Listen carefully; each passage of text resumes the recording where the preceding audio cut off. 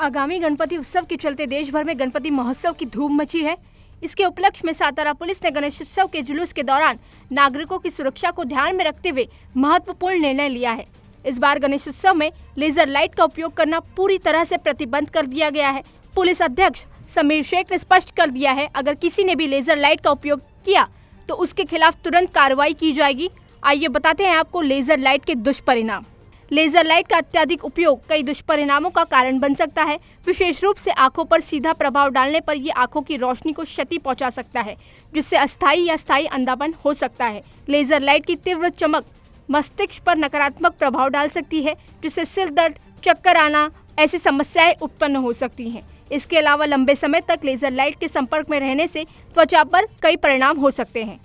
इस बात को गंभीरता से लेते हुए सातारा पुलिस ने ये फैसला लिया है। इसके अलावा डॉल्बी सिस्टम की आवाज़ डेसिबल सीमा तक तय की जाएगी। अगर कोई भी डेसिबल सीमा को पार करता है तो उसके खिलाफ भी केस दर्ज किया जाएगा। नमस्कार. आगामी काळात आपल्याकडे वेगळे सण आता येणार आहेत. याच्यामध्ये गणेशोत्सव आहे, ईद मिलाद आहे. आपण याच्यासाठी प्रशासन म्हणून, पोलीस प्रशासन म्हणून आपण तयारी केलेली आहे.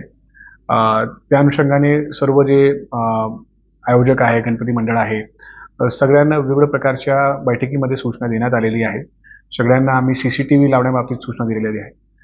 त्यांना विद्युतीकरण करताना त्याच्यासाठी सर्टिफिकेट घ्यायला आम्ही सूचना दिलेली आहे.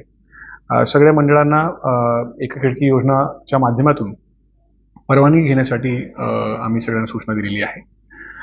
त्याचबरोबर आम्ही सातारामध्ये कुठेही लेझर, प्लाझ्मा याचा वापर करू नये याच्यासाठी आम्ही आदेश काढतोय. कुठेही मिरवणूकमध्ये साऊंड सिस्टम चा वापर करून साऊंडची जी मर्यादा आहे त्याचा उल्लंघन होणार नाही याच्यासाठी दक्षता घेण्यासाठी सगळ्यांना सूचना देण्यात आलेली आहे.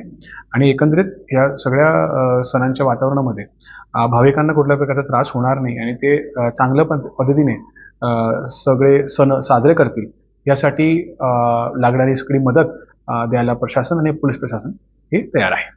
सातारा पुलिस के इस कदम का उद्देश्य नागरिकों की सुरक्षा सुनिश्चित करना है और त्योहारों को शांति और सुरक्षित वातावरण में मनाने का आवश्यक दिशा निर्देश लागू करना है। Bureau report, DC news India, Satara.